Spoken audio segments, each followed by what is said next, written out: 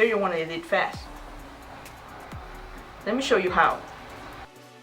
Tip number 1 is don't get distracted. Before you get to the editing, get rid of any distraction that's going to stop you from finishing your edit. For example, for me, my phone is a big distraction cause I always that I hear or see something flash on my phone, I just get distracted cause could be my mom just texting me and I don't like to keep people waiting for my answer. So what I do is put my phone on silent mode and upside down so I can't see the screen and get distracted by it. If I just want to see the hour, I see my watch. So please, no distractions. That's tip number 1.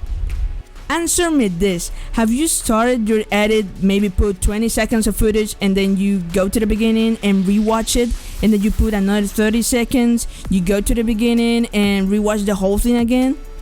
I have done it. Pretty much I think that at some point we all have done it when we start, and it takes so much time to finish the edits by doing this. So that's tip number 2.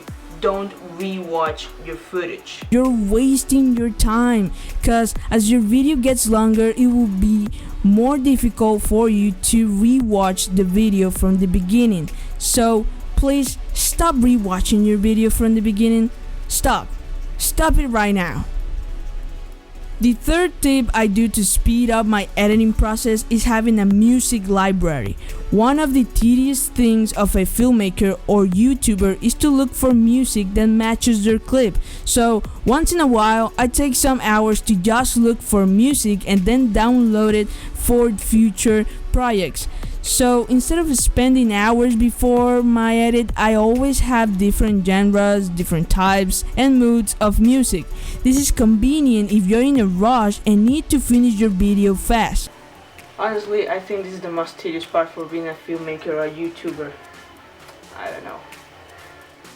So tip number 4 is keyword shortcuts. I think that you haven't quite understood the capabilities and the power of keyboard shortcuts. You're literally doing a lot of things with just a click of a button.